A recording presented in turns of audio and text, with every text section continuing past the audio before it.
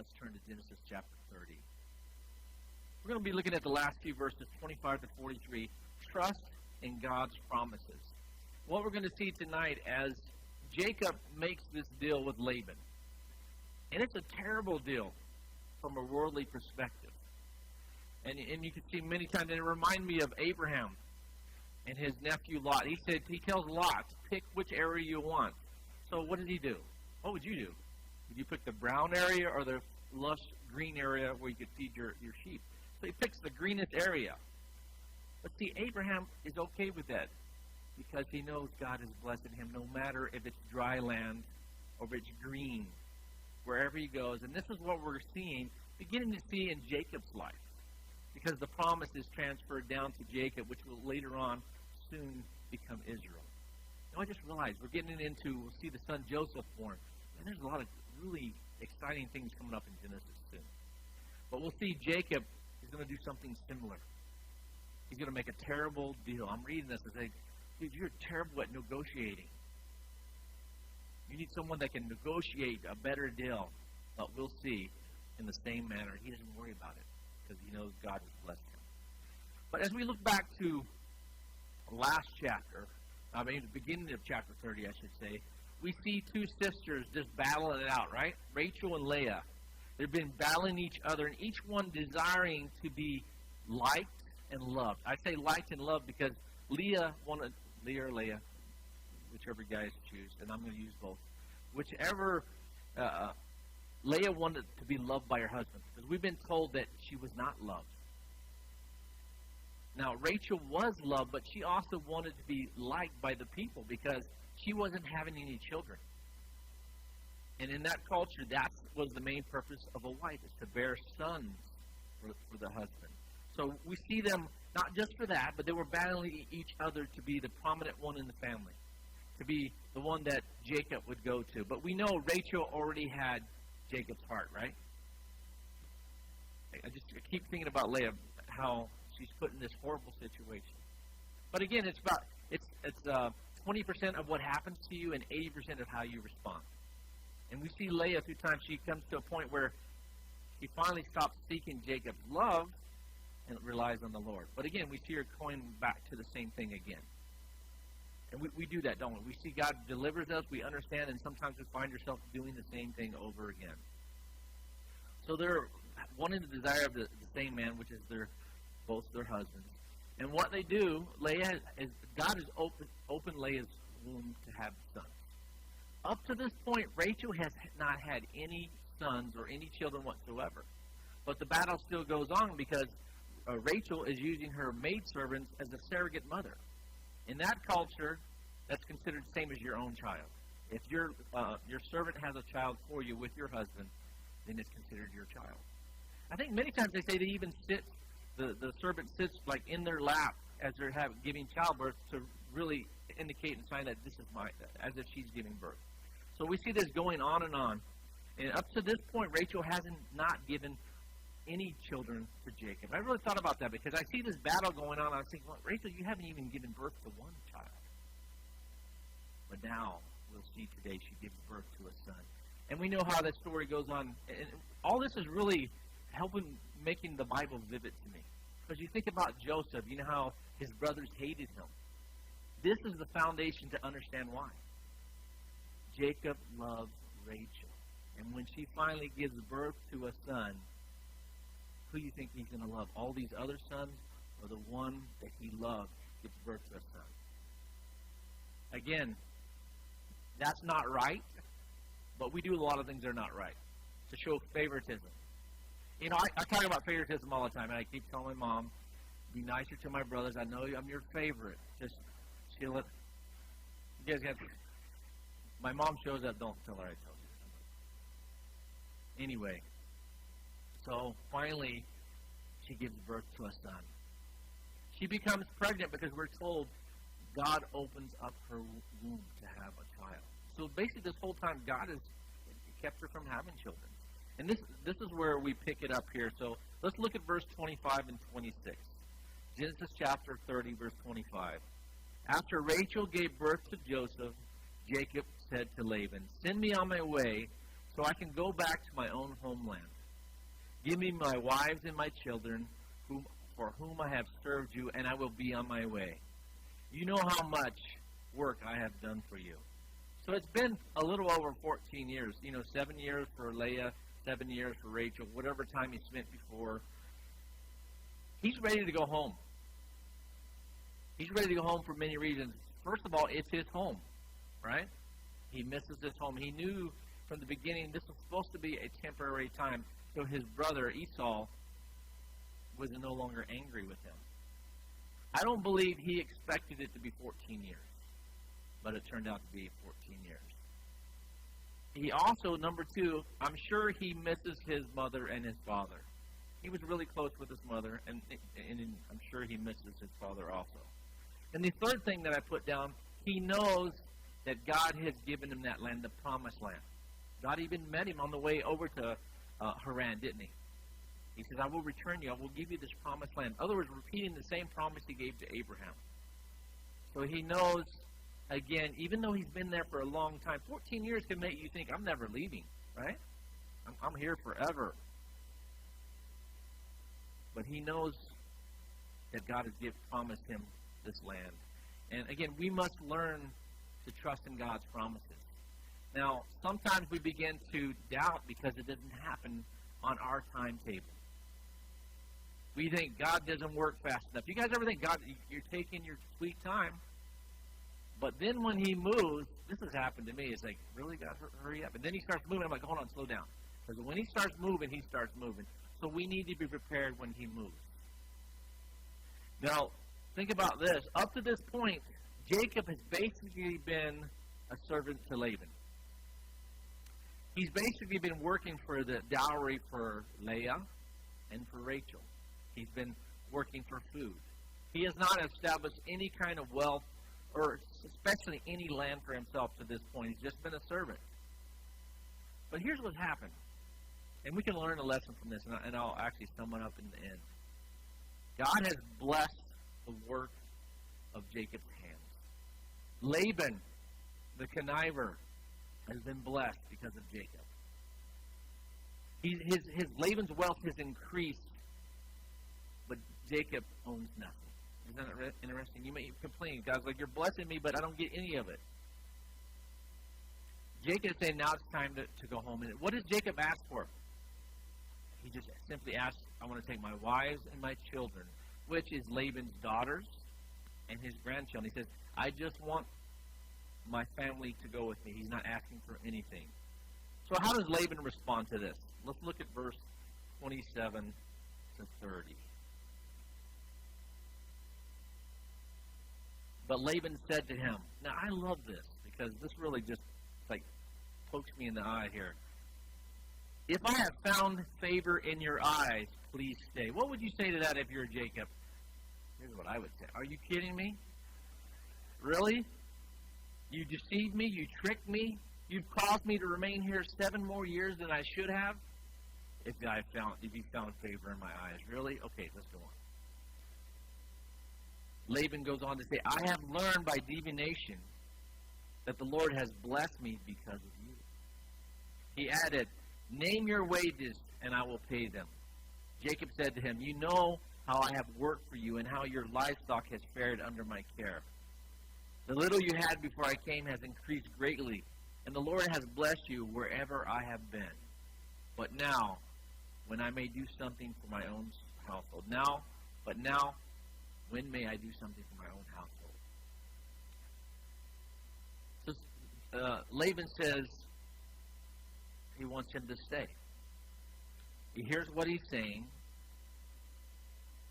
But why does he want him to stay? You ever think about it? Why does Laban want Jacob to stay? Is it because he's going to be taking my 2 daughters? Now think about that.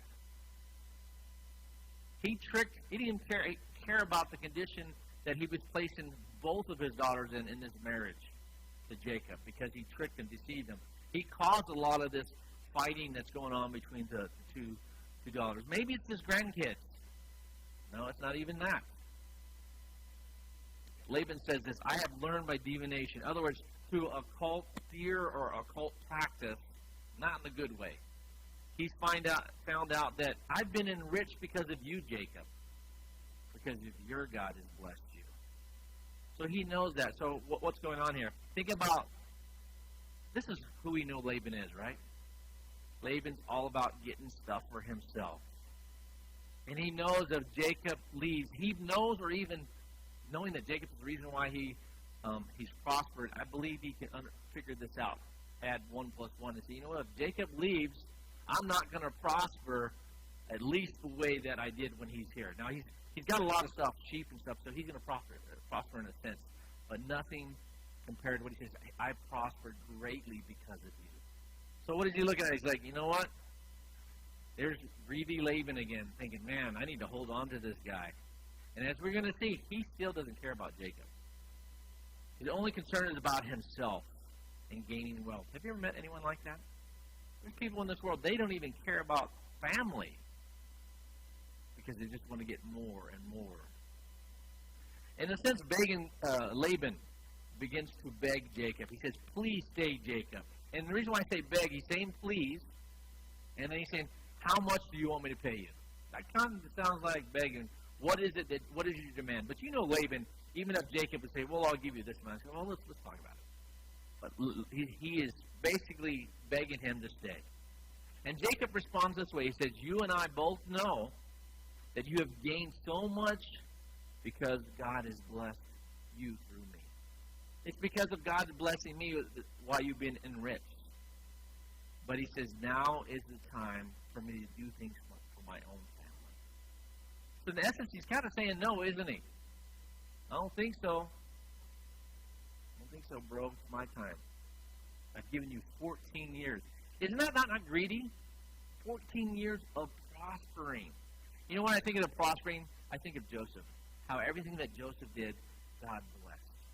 You see this coming through the family that God has chosen. Let's go ahead and look at the next few verses, 31 to 34. What shall I give you, he asked. Don't give me anything. Man, that's got to be music to Laban's ears. Nothing. All right. But if you will do this one thing for me, I will go on tending your flocks and watching over them. Let me go through all your flocks today and remove from them every speckled or spotted sheep, every dark-colored lamb, every spotted or speckled goat. They will be my wages. And my honesty will testify for me. Now, this is a new thing for Jacob. He's been put through the ringer. 14 years of hard knocks to learn you need to follow God and be honest. He says, and my honesty will testify for me in the future. Whenever you check on the wages you have paid me, any goat in my possession that is not speckled or spotted, or any lamb that is not dark-colored, will be considered stolen. Wow. Agreed. Nothing else said. He jumps right on that, doesn't he? Agreed, said Laban. Let it be as you have said. So basically Laban's saying, what can I give you to make you stay? So Jacob begins to negotiate a deal with Laban so that he can start building up his own flock of sheep and goats for himself. But this deal that he laid out was a deal that Laban could not refuse. See, the odds are stacked against Jacob. There's very few spotted. And what you're going to see pretty soon, they're going to separate them. So if you separate them, there's no chance of these spotted ones breeding with the ones that don't have spot and producing more. Let's just put him over here.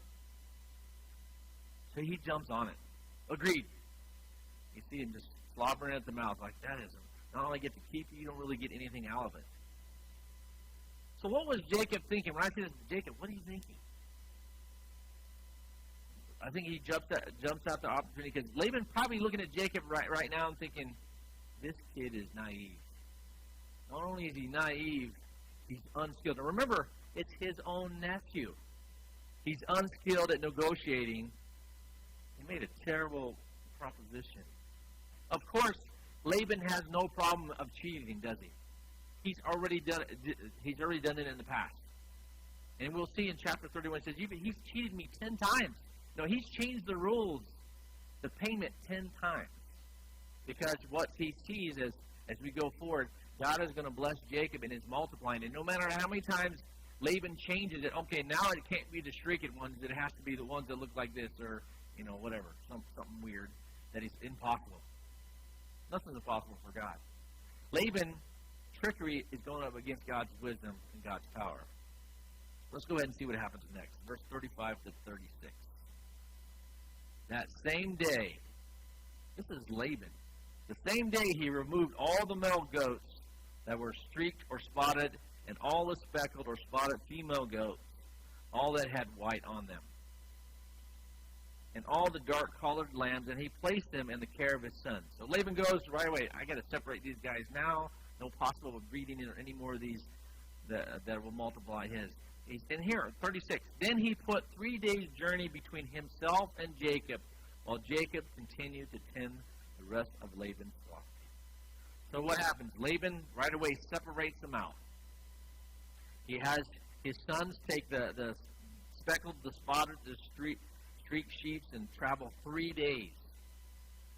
I'm reading that and doesn't that seem a little extreme? 3 days of traveling. I was going to look it up, but I didn't. How far can you travel in a day? Let's say 20 miles, something like that. He went 60 miles away. All right, sons, go to El Paso, take all the sheep. That is a long ways away. So they would not intermingle, will not breed, and have opportunity to get more sheep. So what happens here, you have a small amount that are spotted. You separate them from the main flock, so now it's a smaller amount of sheep that can breed. So he's already reduced the chances of him getting more sheep. He's actually increased the time that it's going to take. At least he thought he did. Right? So what we're seeing here, he's not even content with the odds being stacked against Jacob. He takes even more steps. That's the way the wicked do. They take extra steps because they don't want to lose anything. What would be the harm with him allowing him to grow and bless his own son-in-law and his own daughters and grandchildren? It's greed.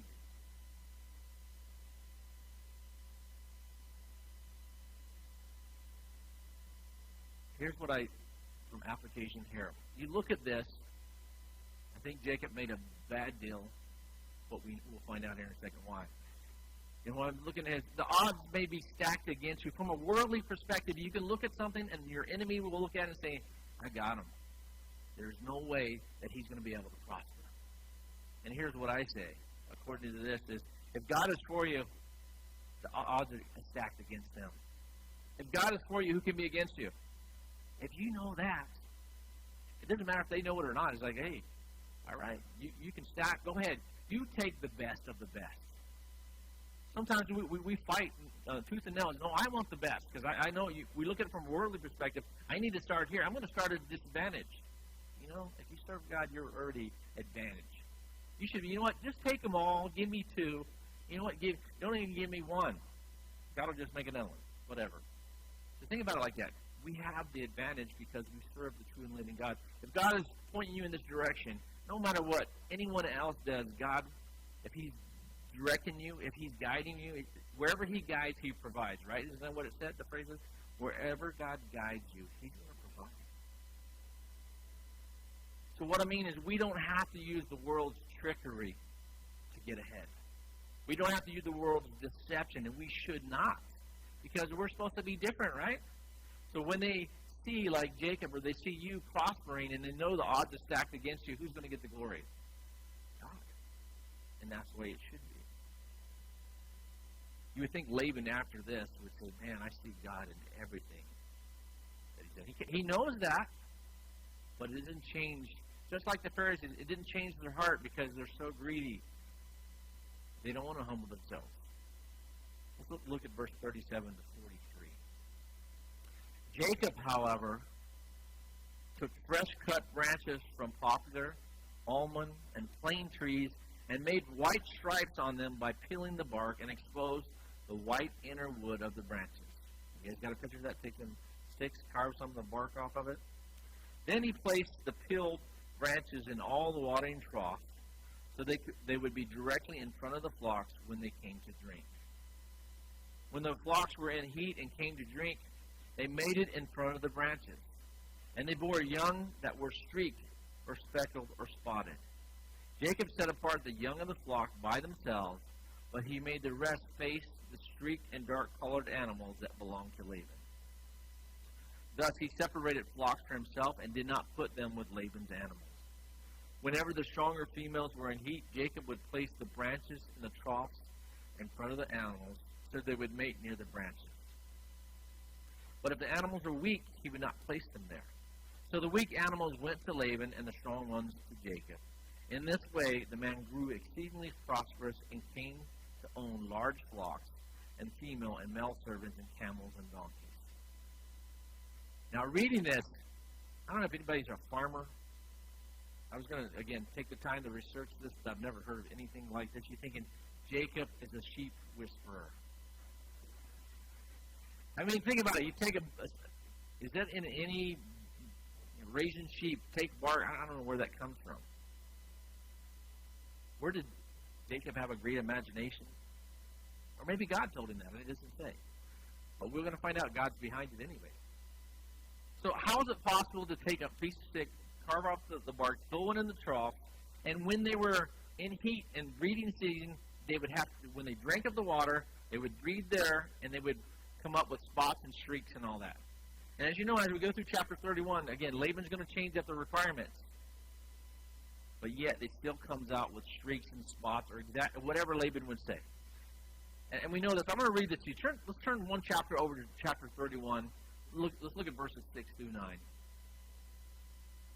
Here's what really happened. You know, Jacob's not a sheep whisperer. Here's what happened. He didn't rely on his knowledge. Or he said, man, Jacob, he's good with sheep. How did he make that happen? Verse 6.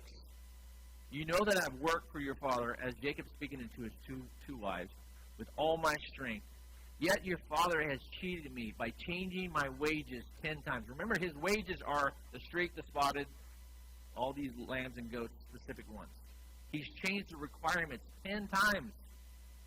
Can you imagine being Laban? He's fighting against God and thinking, okay, I'm going to change up the rules. No way. However, God has not allowed him to harm me. God has not allowed Laban to cheat his own nephew. If he said, listen to this, if he said the speckled ones will be your wages, then all the flocks gave birth to the speckled young one. That's got to be frustrating to Laban. Okay, forget the rest. It's over. I'm going to change it. They have to be speckled. That's it. And then the next couple of weeks, they're all coming out speckled. Okay, I got to change that. And every time, 10 times. You think the guy would give it up? And if he said the streaked ones will be your wages, then all the flocks bore streaked ones. So God has taken away your father's livestock and has given them to me. And we're going to see later, I'm almost going to give chapter 31 away. Laban's sons are going to get angry at Jacob. He's saying, you're stolen my father's wealth. But we're told here, God has taken away your father's livestock, speaking to his wives, and given his riches to me. So all the wealth that Laban's accumulated because of Jacob, because he's serving God, is given to who it really belongs to. Think about this. I think he did these things, the bark or whatever. He knows what God has promised him to bless him. So I think Jacob's taking these steps, and God, as whatever he's done, God has blessed him, just like Joseph. But Jacob also used wisdom, didn't he? He would only allow the strong to breed in front of it. So whoever drank of the water and would breed in front of it, they would have the sheep and goats that he wanted. So what happens in the end is Jacob got all the strong, the flourishing flock. Can you picture it? You got all the fluffy flock over here, Jacob, and then you got all the skinny, short hair sheep on the other side. Because apparently whatever you call it, it's not fur. What do you call it? The skin? Huh? The wool. There's what I'm looking for. The wool is important. But because God is blessing him, and again, how many years? Over 14 years. We look at you ever look at how the wicked is prospering and think, God, how can you let the wicked prosper? No, don't worry about them. Don't worry about what they're doing. You serve me. You guys see that? You see that application right there? He's saying, we need to stop looking at others saying, how come, God? How come you allow them to do this? Or even with other Christians, how come they're prospering?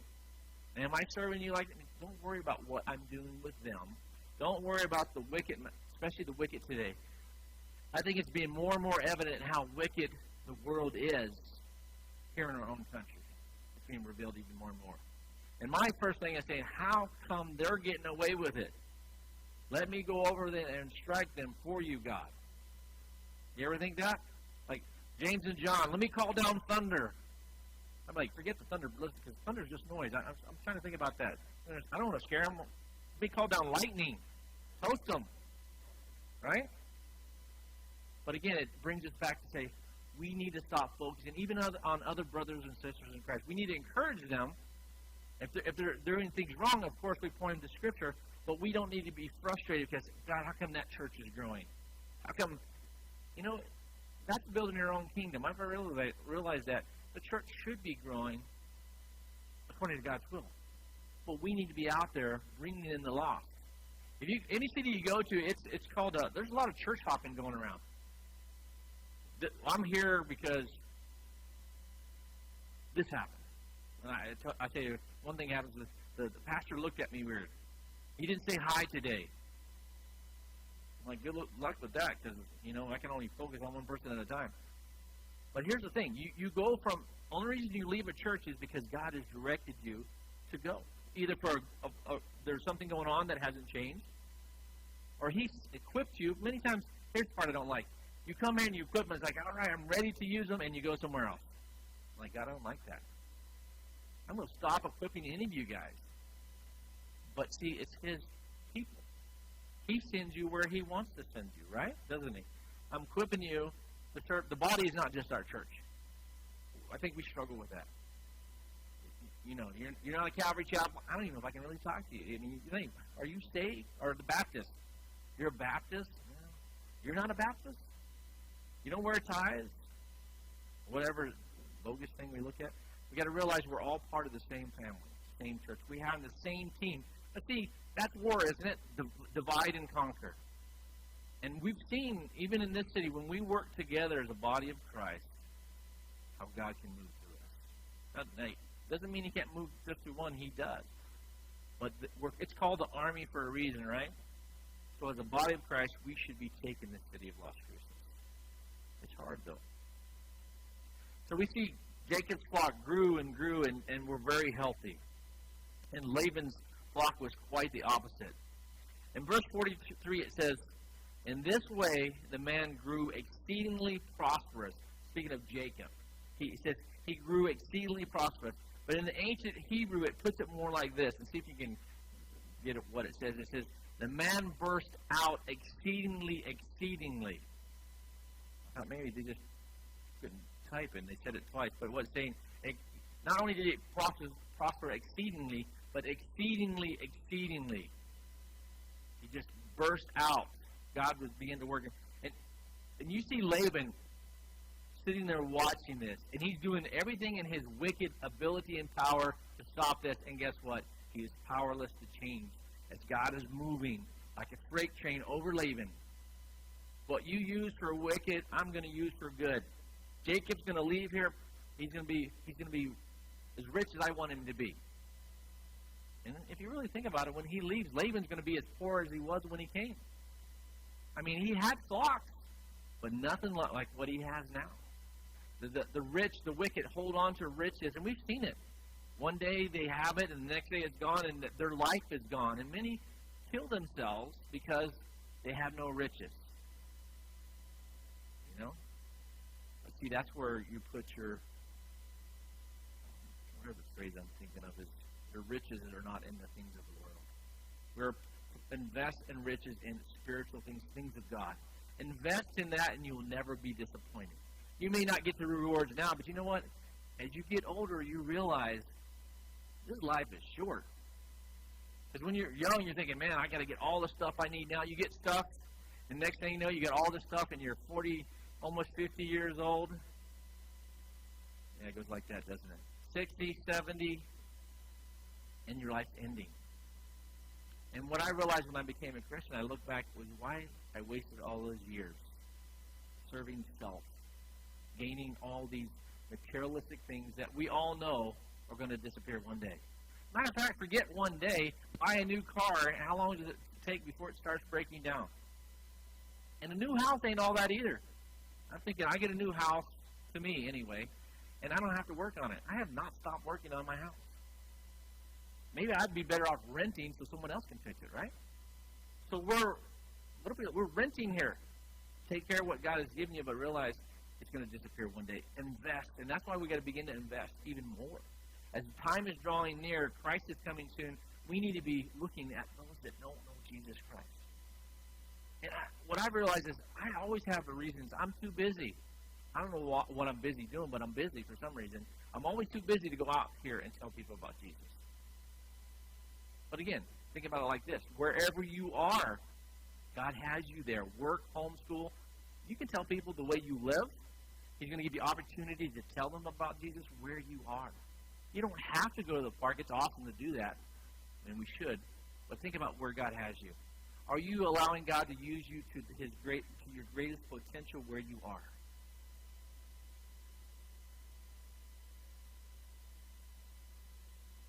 As we look at Jacob, exceedingly, he says, God blessed Jacob.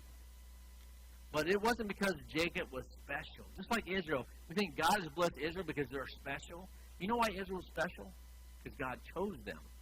Because he picked them to use and work them, that's why they're special. Jacob's not especially good. Look at Jacob before this. Was he especially good? Quite the opposite.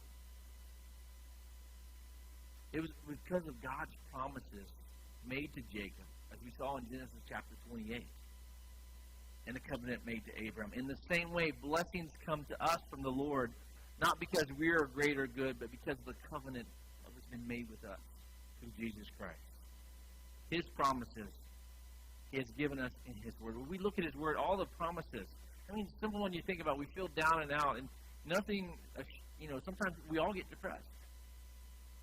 But one of His promises is, I will never leave you, I will never forsake you. You can't say that about any human person in this world. No one close to you, that they're man, woman, whatever, we're imperfect, and they will fail you.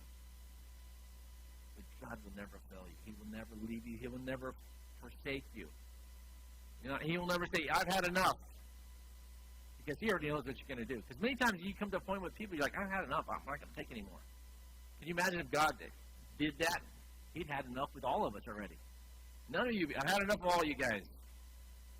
Bring down lightning. Let's get past that thunder stuff, huh? Let's look at, as we wrap it up here, let's look at the principles of prosperity as Jacob experienced.